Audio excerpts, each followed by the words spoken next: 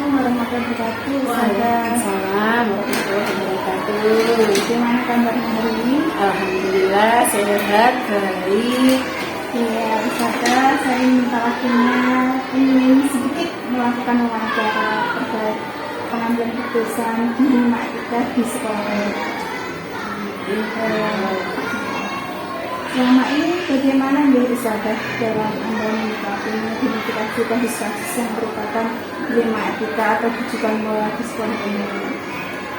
Jadi memang kalau ada permasalahan di sekolah gitu ya, yang itu berkaitan dengan secara umum ya, baik itu untuk guru maupun untuk siswa. Ya, Untuk guru aja. Ya, selama ini yang langkah-langkah yang biasanya saya lakukan, terutama yang pertama mengklarifikasi dulu, ya, mencari, memastikan bahwa permasalahan yang terjadi itu sebenarnya apa. Itu saya melibatkan banyak pihak, ya, yang tentunya terlibat dalam permasalahan yang ada. Yang kemudian ketika permasalahan itu jelas, dan kemudian saya secara pribadi jika memang bisa menyelesaikan permasalahan ada, maka langsung bisa saya tindak lanjuti.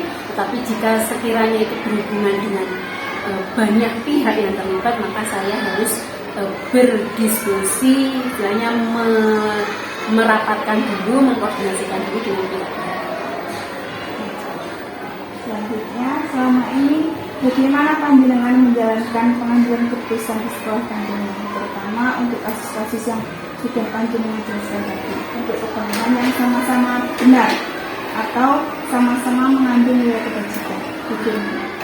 Selama ini saya mencoba kalau ingin menyelesaikan permasalahan itu supaya tadi yang adil ya. Jadi sama-sama benar, sama-sama baik untuk semuanya. Jadi patokan utama saya ketika mengambil keputusan itu harus berdasarkan apakah keputusan yang akan diambil ini itu membawa kebaikan untuk semuanya.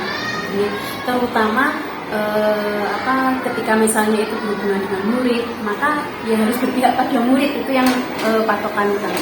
Tetapi ketika misalnya itu mungkin antar guru misalnya begitu, maka tetap yang diprioritaskan apakah ini membawa kebaikan untuk semuanya, misalnya antar dua guru misalnya begitu, maka ini apakah keputusan yang diambil ini benar-benar merupakan jalan tengah yang itu baik untuk pihak guru yang satu maupun juga pihak guru yang lain. Berimbang. Ya betul, jadi benar-benar melihat itu harus keseluruhan, tidak boleh memihak salah satu ya. Langkah-langkah atau kesimpulan seperti apa yang biasa Anda panjenengan lakukan untuk kasus-kasus yang sudah panjenengan tadi? Langkah-langkah tadi mungkin sudah jelas saya sampaikan di awal. Jadi kita pastikan dulu sampai ke bawah yang terjadi itu masalahnya. Klarifikasi, memastikan benar. Kemudian melihat ini sebenarnya masalah utamanya ada di mana. Kemudian yaitu tadi, ketika sudah ketemu akar permasalahannya apa, kemudian sebelum memutuskan itu biasanya saya juga melibatkan banyak pihak yang terlibat. Jadi kira-kira apa benar ya seperti ini masalahnya. Jadi mengumpulkan berbagai pandangan gitu ya, supaya nanti ketika memutuskan tindakannya apa, tindak lanjutnya apa itu jelas tadi, karena harus supaya itu membawa kebaikan untuk semua. Nah, hal apa saja yang sama yang Anda anggap efektif dalam pengambilan keputusan pada kasus-kasus dilema etika yang terjadi tadi? Yang saya anggap efektif ya selama ini yang saya lakukan ya, dengan melibatkan banyak pihak. Jadi bukan dari keputusan saya pribadi, karena tentunya pikiran satu orang itu kan berbeda dengan ketika ada masukan-masukan dari banyak pihak yang nanti dicoba untuk dijadikan titik temu. Hal apa saja Ustazah yang selama ini merupakan tantangan dalam mengambil keputusan pada kasus-kasus dilema etika yang terjadi? Tantangannya cukup banyak gitu ya, apalagi ketika itu menemukan masalah yang sama-sama kalau istilahnya ditimbang ya ini tuh bener, ini juga bener. Saat saya ada dua pihak gitu ya. Pihak satunya ya ini juga bener gitu. Pihak yang satunya lagi tuh ya ini bener, tapi kok ternyata malah timbul masalah. Nah itu yang menurut saya tantangan luar biasa ketika memutuskan itu. Wah ini harus mana ya yang istilahnya yang dipakai gitu ya, apa masukan dari mana, pertimbangan dari siapa yang harus dipakai, karena semuanya benar. Jadi harus memutuskan yang ini prioritas mana yang lebih penting ya.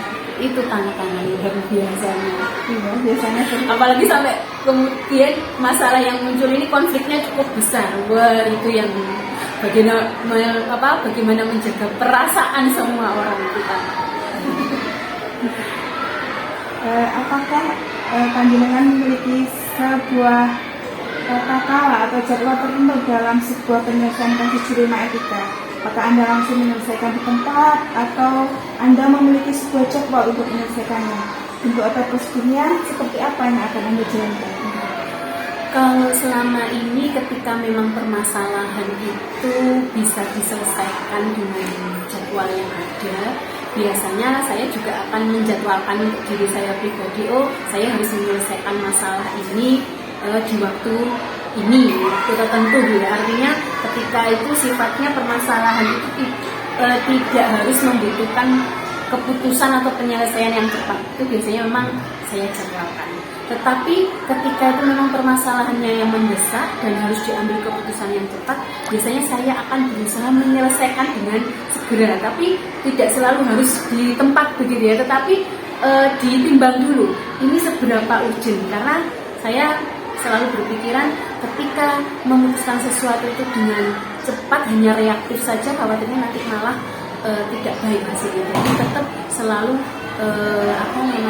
dilihat dulu sejauh sebesar apa permasalahannya, sehingga kalau memang itu perlu keputusan cepat tapi tetap ada waktu yang disediakan untuk berusaha menyelesaikan dengan tenang, dengan baik. Tapi ketika permasalahan tadi itu misalnya mungkin tidak terlalu mendesak, bisa diselesaikan dalam jangka waktu yang agak panjang, itu biasanya memang saya jadwalkan secara bertahap, kira-kira menyelesaikannya harus dalam jangka waktu berapa lama. Oke, adakah seseorang atau faktor apa yang selama ini mempermudah atau membantu panjenengan dalam pengambilan keputusan selama ada kasus-kasus dilema etika ini? Selama ini yang tentunya sangat banyak yang membantu saya. Memang biasanya lebih kepada sosok gitu nih. Karena kalau tentu saja kalau saya sebagai kepala sekolah di yayasan ini ada atasan. Otomatis ketika ada masalah, semisal saya secara pribadi atau mungkin tim guru yang lain belum bisa punya arahan untuk menyelesaikan, saya biasanya memang konsul pada atasan. Atau ketika saya tidak bisa menyelesaikan secara pribadi juga, ya, yang ini tentunya permasalahan yang sifatnya tidak berkaitan dengan banyak pihak, itu saya ada teman-teman tim gitu ya, tim inti biasanya kami menyebutnya, jadi kita ajak diskusi untuk menyelesaikan barang-barang. Jadi ada memang tim ya, gitu ya, ada tim kalau di sekolah kami itu. Dan yang terakhir, dari semua hal yang telah panjenengan sampaikan tadi, pembelajaran apa yang dapat panjenengan petik dari pengalaman panjenengan mengambil keputusan ketika ada kasus dilema etika di sekolah? Terima kasih, pembelajaran yang luar biasa memang ketika harus mengambil keputusan ini. Yang pertama memang harus hati-hati. Hati-hatinya di sini apakah keputusan yang kita ambil itu baik untuk semua pihak. Kemudian yang kedua, apakah keputusan ini juga membawa kebaikan untuk banyak orang, banyak pihak gitu. Sehingga otomatis supaya seperti ini keputusan yang harus diambil itu harus dengan tenang, kemudian dengan pemikiran yang matang, itu jadi istilahnya gak bisa.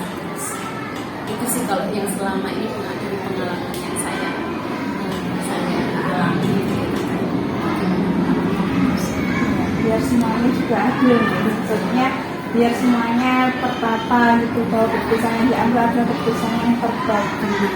Jadi, Terima kasih. kasih Ustaz Marini atas waktunya. Semoga bisa saya ambil pelajaran. Terima kasih. Assalamualaikum.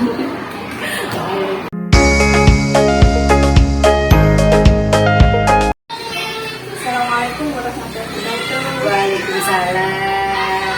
Saudara Suci, gimana kabarnya? Alhamdulillah sehat. Mohon kesediaan waktunya untuk saya lakukan wawancara sebentar ya. Siap. Ada tugas dokumentasi bapak saya mengenai rumah etika. Iya, siap. Yang pertama, selama ini bagaimana panjenengan dalam mengidentifikasi kasus-kasus yang merupakan rumah etika terus juga moral di sekolah panjenengan? Mungkin ya, memang di sekolah kan sering kali ada beberapa permasalahan ya, ada dilema gitu. Mungkin untuk mengidentifikasinya, tapi bagaimana gitu identifikasinya? Biasanya kita terlebih dahulu itu di sekolah kan sudah pasti sudah ada nilai-nilai kebajikan yang ada di sekolah. Jadi nanti kalau ada misalnya permasalahan atau kasus yang masuk itu kita kembalikan lagi ke nilai-nilai kebajikan yang sudah ada di sekolah. Jadi itu tadi kejadian-kejadian tadi termasuk dilema etika atau rujukan moral. Jadi kita identifikasinya berdasarkan tadi nilai kebajikan yang memang sudah ada di sekolah ini. Noten mungkin. Selama ini bagaimana panjenengan menjalankan pengambilan keputusan di sekolah panjenengan, terutama untuk kasus-kasus di mana ada dua kepentingan yang sama-sama benar atau sama-sama mengandung nilai kebajikan?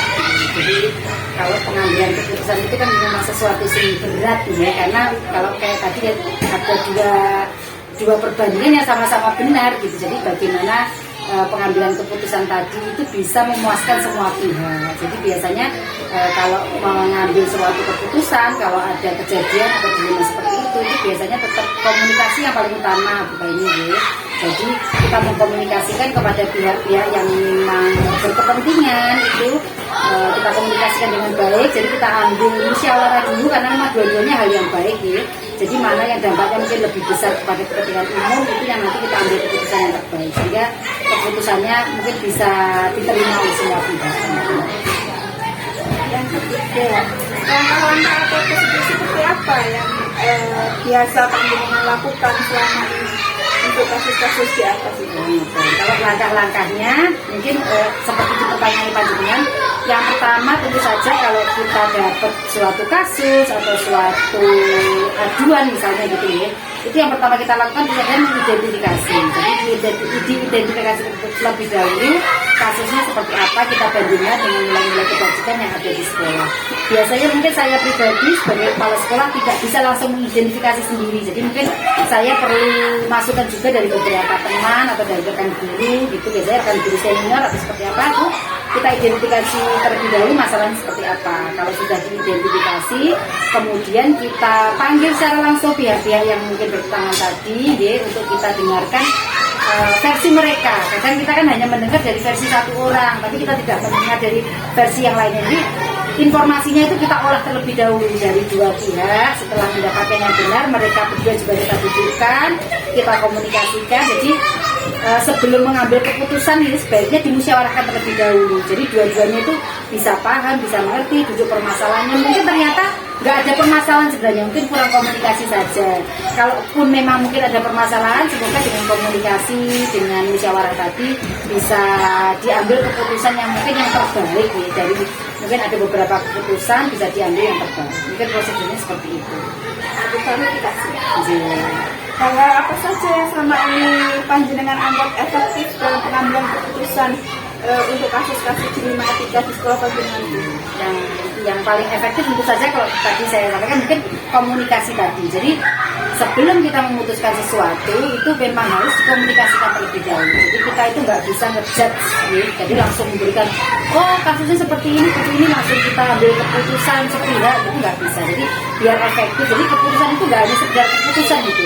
Kalau dikomunikasikan dua pihak menerima, insya Allah keputusan yang diambil tadi itu bisa efektif, itu bisa dilaksanakan. Jadi ada tindak lanjutnya, ada kedepannya seperti itu. Jadi mungkin dari komunikasi yang baik itu yang bisa membuat semuanya berjalan dengan efektif.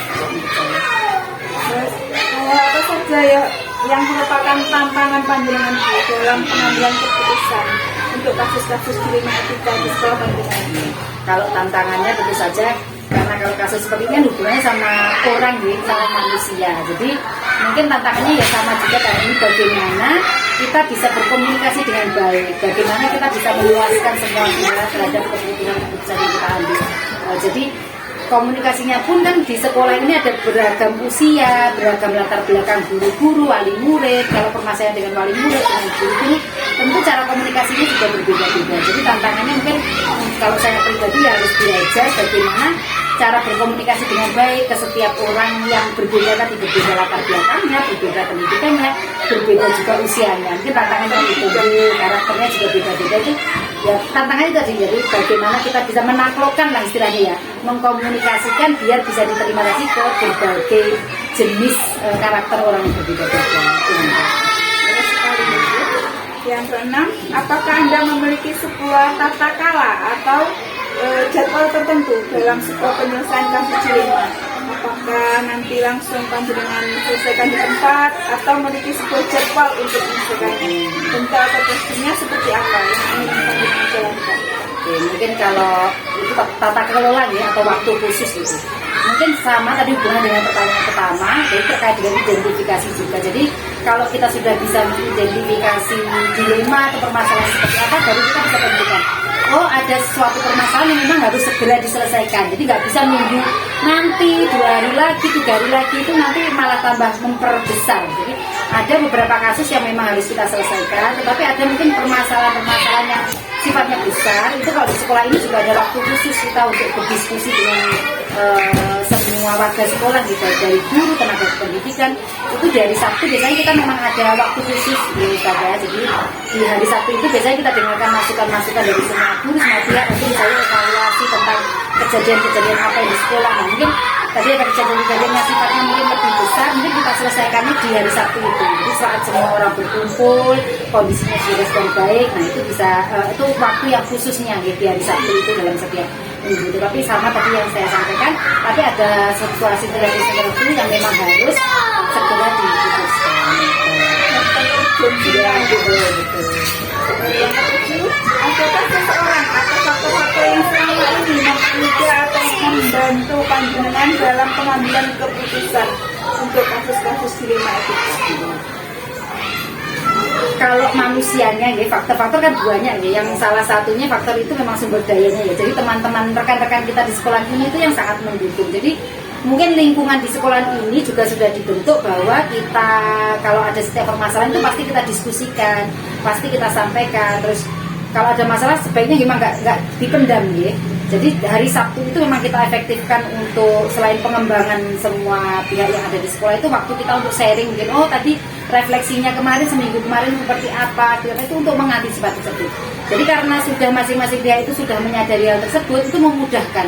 Jadi kalau ada permasalahan itu nggak berlarut-larut, nggak jadi sesuatu yang besar, nggak harus mungkin keluar ke orang lain dulu, tapi kita sendiri yang sudah bisa menyelesaikan. Jadi rekan-rekan di semua di sekolah ini insya Allah sangat membantu, sangat mendukung dalam pencapaian semua tadi untuk menyelesaikan semua permasalahan tadi.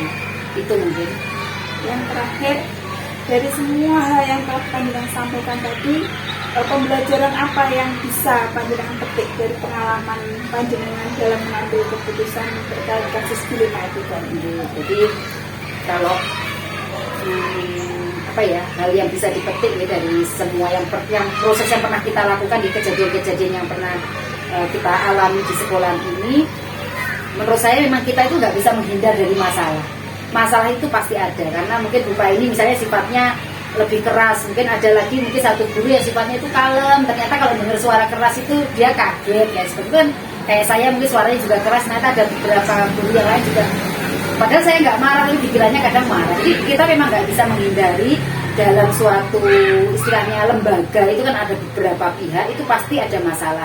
Tetapi mungkin yang paling utama itu bukan kita menghindari, tapi bagaimana kita menyelesaikan permasalahan tersebut. Jadi kalau ada permasalahan itu memang ya harus diselesaikan. Tadi seperti yang tadi disampaikan, ada yang memang harus segera diselesaikan, ada yang mungkin menunggu waktu-waktu momen khusus di mana mungkin semua sudah bisa berkumpul atau situasinya lebih dingin untuk bisa diselesaikan. Dan yang paling utama mungkin adalah komunikasi yang baik. Bagaimana kita bisa berkomunikasi yang baik, misalnya kayak saya dengan atasan, saya dengan bawahan, dengan rekan sejawat, itu seperti apa komunikasinya tentu berbeda-beda. Jadi komunikasi yang baik itu insya Allah bisa menjadikan kita paling enggak meminimalisir lah permasalahan-permasalahan agar tidak menjadi sesuatu yang besar. Dan kalaupun ada kasus, ada dilema yang memang harus segera diselesaikan dengan baik, dengan komunikasi, dengan musyawarah kepada semua pihak. Mungkin seperti itu. Ya, barakallah, terima kasih Ustazah Dwi atas ilmunya hari ini. Sama-sama. Banyak sekali yang bisa saya petik bagaimana cara berkomunikasi yang baik di pada intinya. Terima kasih di atas waktunya. Sama-sama, semoga kegiatannya Guru Penggerak bisa berjalan lancar sampai lulus nanti dan ilmunya bisa dibawa ke sekolah. Terima kasih. Assalamualaikum. Waalaikumsalam warahmatullahi wabarakatuh.